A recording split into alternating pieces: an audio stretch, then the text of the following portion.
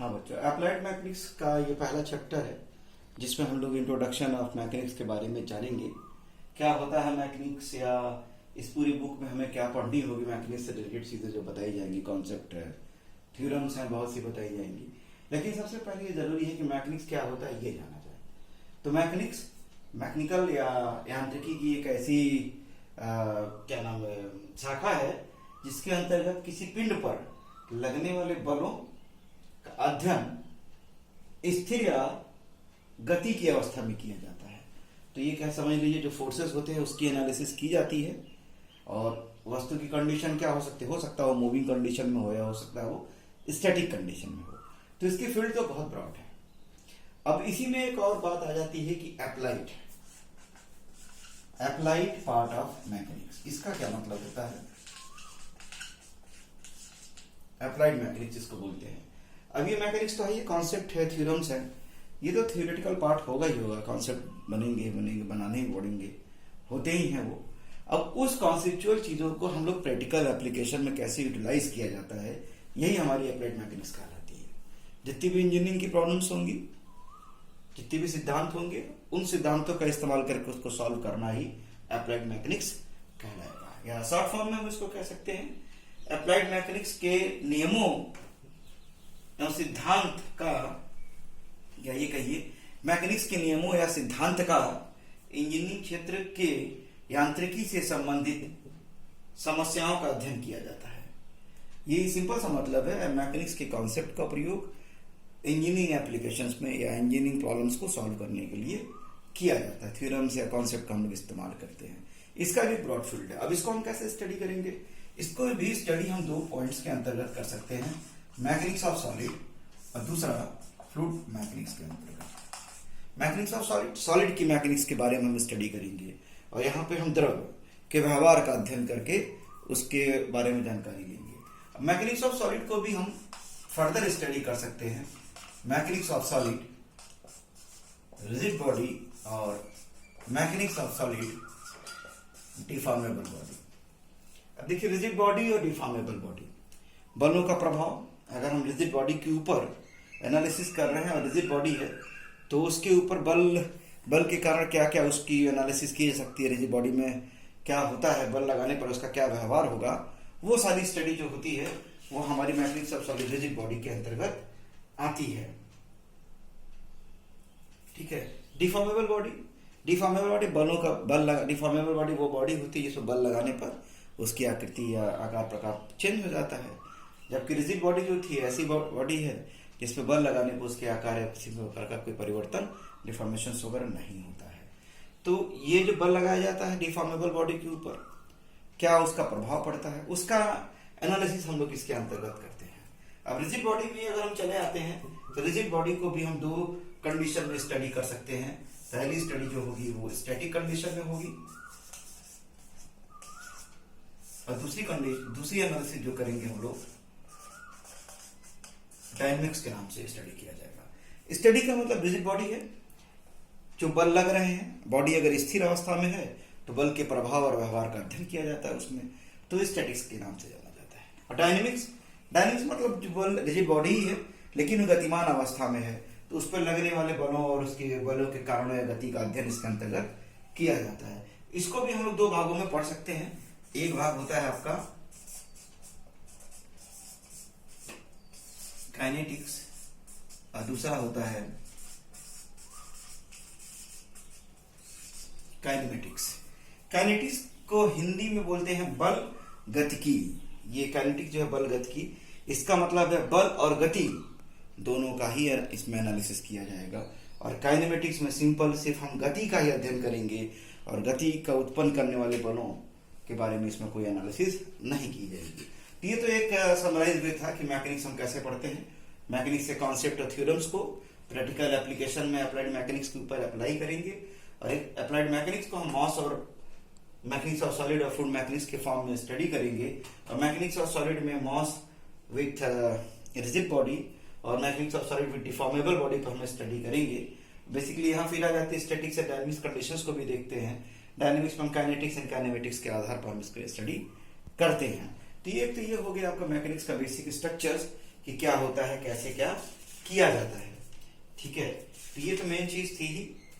अब कई चीजें जैसे होती हैं कि बेसिक चीजें आपको पता होनी चाहिए, वो चीजें कि मैटर क्या होता है। फिजिक्स में आपने पढ़ा होगा लास्ट सेमेस्टर फिजिक्स, जो आप फिजिक्स अप्लाइड फिजिक्स 1 पढ़े हैं, मैटर क्या है, पार्टिकल्स क्या होते हैं, ये पढ़ा है। ठीक है, बॉडी क्या है। बॉडी जैसे यहाँ पर आ गए हैं, पार्टिकल्स मिलेंगे तो बॉडियाँ बनेंगी। अब बॉडी में भी मैंने बताया ऐसी बॉडी जिस पर बल लगाने पर उसके शेप एंड साइज में कोई परिवर्तन ना या किसी प्रकार का डिफॉर्मेशन ना हो, स्थिर बनी रहे, वो तो रिजिड बॉडी कहलाती है वो।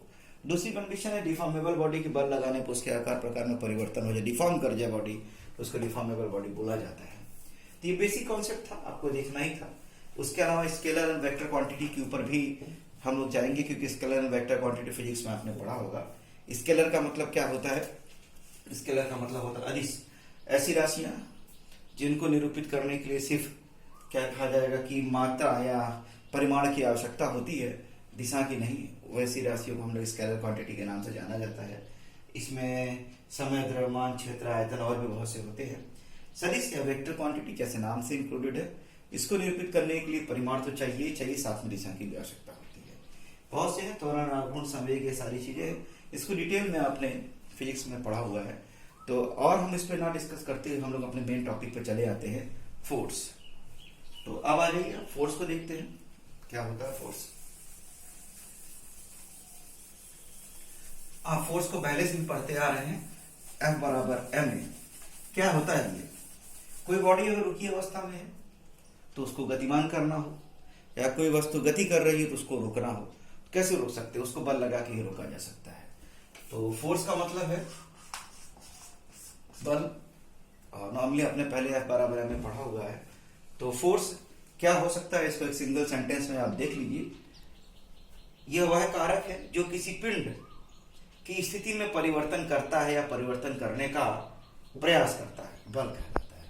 यानी परिवर्तन कर भी सकता है और करता भी है और कर भी सकता है। सिंपल सा मतलब, कर सकता है और करने की चेष्टा भी करता है। ठीक है, ये फोर्स कहलाता है। एक्सटर्नल एजेंसी है which has tendency to change the position of a body. Simple, अगर वो गतिमान अवस्था में वस्तु उसको रोक सकता है, रुकी हुई अवस्था में उसको चला सकता है या ऐसा करने का कोशिश कर सकता है, यही हमारा फोर्स कहलाता है। ठीक है, ये आपकी सदिश राशि है। सदिश राशि होती है, ये आपको मालूम है। इसको डिनोट करते हैं F से, कैपिटल F से डिनोट करते हैं। एक फोर्स को कैसे हम कंप्लीटली रिप्रेजेंट कर सकते हैं, ये सबसे बड़ी चीज होती है। फोर्स जैसे मान लीजिए एक एग्जांपल ले रहे हैं, एक ये पॉइंट है जिसको हमने A नाम दे दिया। यहाँ पर हमने एक फोर्स इधर की तरफ लगा दिया, लग गया। फोर्स की मैंने बताया इधर की तरफ, ये डायरेक्शन हो गई इसकी, और फोर्स कितना लग रहा है वो हमने दिखा दिया 10 किलोमीटर। सपोज न्यूटन इसकी यूनिट होती है, मालूम है, पहले से भी आपको जानकारी है। तो ये फोर्स का एक रिप्रेजेंटेशन हुआ। अब इसमें क्या है, ये वाला जो ए पॉइंट है ये कहा जाता है पॉइंट ऑफ, इसको कहा जाएगा पॉइंट ऑफ एप्लीकेशन, ये कहा जाएगा डायरेक्शन, और ये कहा जाएगा मैग्नीट्यूड। मैग्नीट्यूड एक और चीज रह जाती है। अगर इसी के डॉटेड लाइन को हम ऐसे बढ़ा देते हैं, डॉटेड लाइन जो दिख रही है फोर्स के अलोंग ही उसी लाइन पर, तो यही लाइन हमारी कहलाती है लाइन ऑफ एक्शन। ठीक है, तो 4 चीजें इसमें आपको दिख रही हैं। कौन कौन सी? पहला आपको दिख रहा है कि पॉइंट ऑफ एप्लीकेशन, यानी कहां फोर्स लग रहा है। दूसरा आपको दिख रहा है कितना फोर्स लग रहा है, मैग्नीट्यूड। तीसरा दिख रहा है आपको किधर की तरफ लग रहा है फोर्स, डायरेक्शन दिख रहा है, और कि कैसे लग रहा है, लाइन ऑफ एक्शन से रिप्रेजेंट किया जाएगा। अब यही फोर्स था। अगर हम इसको चेंज करना चाहें, अगर हम इन 3 चीजों को स्थिर रखते हैं, पॉइंट ऑफ एप्लीकेशन को भी वही रखते हैं, मैग्नीट्यूड को भी वही रखते हैं, और डायरेक्शन को भी वही रखते हैं, तो जैसे मान लीजिए ये फोर्स ये हो गया, वही फिल्म फोर्स है, 10 किलोमीटर हमने लगाया। डायरेक्शन इसका किधर की तरफ, आगे की तरफ, फॉरवर्ड ही है। मैग्नीट्यूड भी हमने सेम रखा, पॉइंट ऑफ एप्लीकेशन भी सेम रखा। इस फोर्स और इस फोर्स में क्या चेंज हो गया, इन दोनों का लाइन ऑफ एक्शन, किधर से लग रहा है फोर्स, चेंज हो गया, आपको क्लियर हो गया। तो एक फोर्स को कंप्लीटली रिप्रेजेंट करने के लिए इन 4 मेन लक्षण होने चाहिए, कैरेक्टरिस्टिक्स होने चाहिए, जिससे फोर्स को कंप्लीटली हम रिप्रेजेंट कर सके। तो फोर्स के रिप्रेजेंटेशन में ये 4 महत्वपूर्ण चीजें हैं, आप इसको नोट कर लीजिए।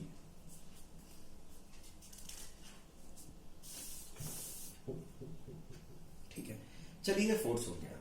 अब फोर्स के आधार पर कई थ्योरम हैं जो थ्योरम आपसे पूछे जा सकते हैं, जैसे principal of superposition of forces, principle of physical independence of forces, principal of transmissibility of the forces. तो इस कॉन्सेप्ट को भी हम लोग यहां पर देखेंगे। आ जाते हैं हम लोग।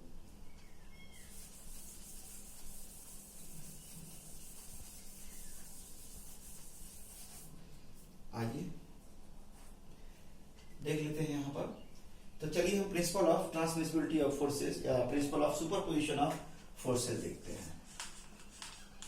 प्रिंसिपल ऑफ सुपरपोजिशन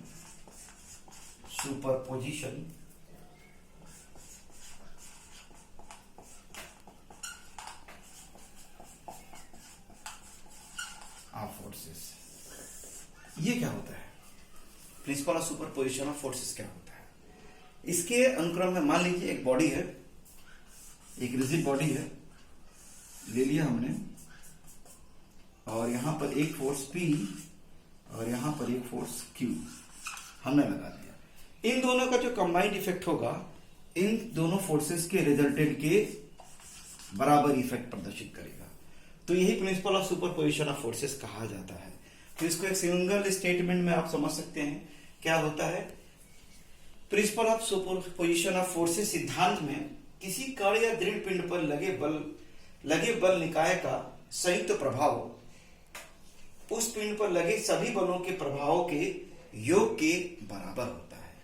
ठीक है, अर्थात अगर हम इसको कहना चाहेंगे, फिगर में देखिए दो बल लग रहे हैं P और Q, चित्र में प्रदर्शित किया गया है। ब्लॉक पर लग रहा है फोर्स, तब बल P और Q का प्रभाव वही होगा। अगर चित्रानुसार फोर्स लग रहे हैं P और Q का प्रभाव वही होगा जो कि इनके परिणामी R का होगा। यही कहा जाता है principle of superposition of forces. Clear?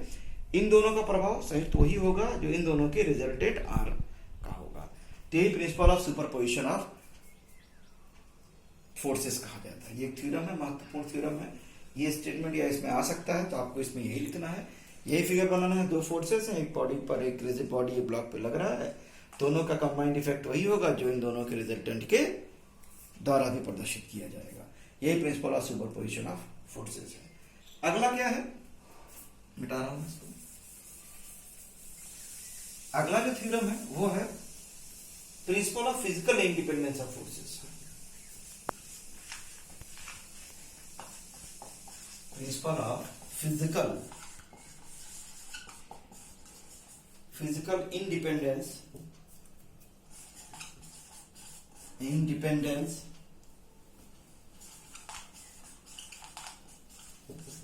Of forces. इसमें क्या है, मान लीजिए एक बॉडी है, रिजिड बॉडी है, यहां पर हमने F1 फोर्स लगाया, तो इस F1 के कारण इसमें जो एक्सीलरेशन है, जो त्वरण है, A1 जनरेट हुआ। ऐसे ही इसी तरह ही मान लेते हैं एक वही बॉडी है, उस पर F2 फोर्स लगाया, उसके कारण जो एक्सीलरेशन है A2 जनरेट किया। इंडिविजुअल फोर्स उस ब्लॉक पे लगाए जाते हैं, तो जो एक्सीलरेशन है उसके समानुपात में जो जनरेट होता है वो रिप्रेजेंट कर रखा गया। दोनों के लाइन ऑफ एक्शन भी दिखाए गए हैं, प्रदर्शित किए गए हैं। तो principle of physical independence of forces क्या कहता है, एक सिंगल लाइन में आप स्टेटमेंट में देख लीजिए। इस सिद्धांत के अनुसार यदि किसी पिंड पर एक से अधिक बल कार्य कर रहे हो, हमने अलग अलग दिखा रखा, अभी इसको एक साथ कर देंगे। बल कार्य कर रहे हो तो प्रत्येक बल पिंड पर इस प्रकार प्रभाव डालता है जैसे अन्य बल कार्य ना कर रहे हो। अर्थात प्रत्येक बल स्वतंत्र रूप से पिंड पर अपना प्रभाव उत्पन्न करता है जो अन्य बलों के प्रभाव पर निर्भर नहीं करता। अर्थात देखिए यही है, मान लीजिए वही ब्लॉक था, हमने ये ब्लॉक लिया, यहां पर हमने F1 फोर्स लगाया और उसी लाइन ऑफ एक्शन पे मान लेते हैं, अलग लाइन ऑफ एक्शन हो या एक ही ले लिया है, अलग अलग भी ले सकते हैं। तो इसका जो त्वरण होगा वो A1 और A2 होगा, और ये दोनों एक दूसरे से इंडिपेंडेंट होंगे। यानी F1 जब लग रहा है, भले F2 लगा हुआ है, लेकिन F1 का इफेक्ट A1 दिखाई देगा और F2 के इफेक्ट पर A2 दिखाई देगा। F1 पर A1 और F2 पर A2। यानी अगर एक बल लग रहा है तो दूसरा बल ये दिखाई नहीं देगा उसके इफेक्ट में, ये माना जाएगा कि वो दूसरा वाला बल लग ही नहीं रहा है और F1 का अपना इंडिविजुअल इफेक्ट अलग दिखाई देगा। इसीलिए इसको कहा जाता है principle of physical independence of forces. ठीक है, दूसरे का प्रभाव पहले पर नहीं पड़ता। इस सिद्धांत के अनुसार यही है, एक लग रहा है तो दूसरे का प्रभाव उस पर नहीं लगता हुआ दिखाई देगा, प्रभाव पर निर्भर नहीं रहेगा, एक का प्रभाव अपने पर ही निर्भर रहेगा। क्लियर? तो यही चीज है फिजिकल इंडिपेंडेंस ऑफ फोर्सेस ये दिखाया गया है। ठीक है, तो ये भी क्लियर है।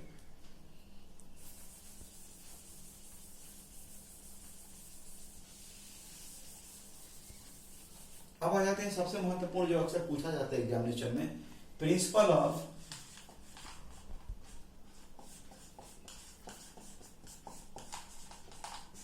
ट्रांसमिसिबिलिटी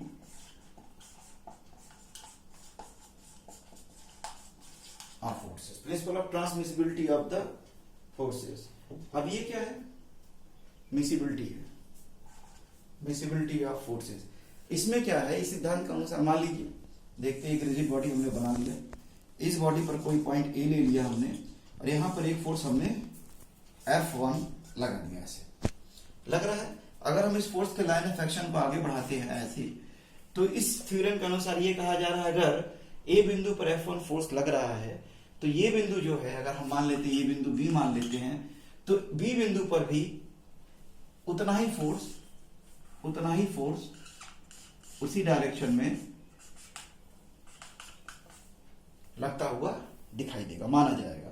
तो कहने का मतलब है कि अगर हम एक फोर्स किसी रिजिड बॉडी की एक पॉइंट पर लगा रहे हैं तो उस फोर्स की क्रिया रेखा पर उस फोर्स को किसी भी बिंदु पर हम लगता हुआ माना जा सकता है, जैसा कि चित्र में प्रदर्शित किया गया है। शर्त यही है कि वो जो पॉइंट होगा उस फोर्स की क्रिया रेखा पर होना चाहिए, पहले इस पे लग रहा है, और उस रिजिड बॉडी का एक हिस्सा होना चाहिए, उसके साथ लगा होना चाहिए, रिजिड बॉडी के साथ। तो इस थ्योरम को भी हम आसानी से देख सकते हैं। इसका स्टेटमेंट ये है, देख लीजिए। किसी दृढ़ पिंड या वस्तु पर कार्य किसी बल के क्रिया बिंदु को उसकी क्रिया रेखा के अनुदिश किसी अन्य बिंदु पर हस्तांतरित किया जा सकता है। शर्त यही है कि वह बिंदु पिंड से दृढ़तापूर्वक संबद्ध हो। देखिए, ए बिंदु पर लग रहा था, उसको बी पे लगाया, और बी बिंदु उस बल की क्रिया रेखा के अनुदिश पर ही है और उस दृढ़ पिंड का एक हिस्सा है। तो यही इसका स्टेटमेंट है, इसको आप देख लीजिए। कभी कभी इसके प्रूफ को भी पूछा जा सकता है, तो प्रूफ भी बहुत आसान है, आपको दिखा देता हूं। बी बिंदु पर हमें दिखाना है कि इतना ही फोर्स लगता हुआ लगेगा, तो उसको कैसे दिखाएंगे? मान लेते हैं साम्यावस्था की कंडीशन है, तो साम्यावस्था की कंडीशन पे अगर उस बल की क्रिया रेखा पर अगर हम एक F2 फोर्स अंदर की तरफ लगाएं, और तो उतना ही फोर्स हमें बाहर की तरफ भी लगाना पड़ेगा, साम्यावस्था जिससे छिड़े ना, लगा दिया। अब ये मान लेते हैं कि F2 फोर्स उसका मैग्नीट्यूड F1 फोर्स के बराबर है, तो ये हमने यहाँ पर रिप्रेजेंट कर दिया बी पॉइंट पर। अब ये देखिए, F2 इधर और F1 इधर, एक दूसरे के तरफ ये फोर्सेज आ रहे हैं और दोनों की क्रिया रेखाएं एक ही हैं, एक दूसरे की तरफ आ रहे हैं, मैग्नीट्यूड सेम है, तो ये वाला फोर्स और ये वाला फोर्स एक दूसरे को निरस्त कर देगा, तो बचेगा सिर्फ आपका ये वाला फोर्स। जिससे ये प्रूफ हो जा रहा है कि ये बिंदु पे जो फोर्स लग रहा था उतने ही मैग्नीट्यूड का फोर्स उसी क्रिया रेखा पर इस कंडीशन में लगता हुआ दिखाई देगा। क्लियर? तो ये आपका फर्स्ट चैप्टर का जो बेसिक्स था ये खत्म हुआ। इससे रिलेटेड अगर कोई क्वेरी है, डाउट है, तो जो आपका गूगल क्लासरूम का कोड जनरेट कर रखा है, आप वहाँ पर उसको मैं दूंगा असाइनमेंट के फॉर्म में, आप उसे वहाँ पर पूरा करिएगा। और उसके अलावा अगर आपको कोई और डाउट लगता है तो मेरे व्हाट्सएप नंबर पर भी आप व्हाट्सएप कर सकते हैं या कॉल करके पूछ सकते हैं, उस डाउट को दूर कर सकते हैं। धन्यवाद।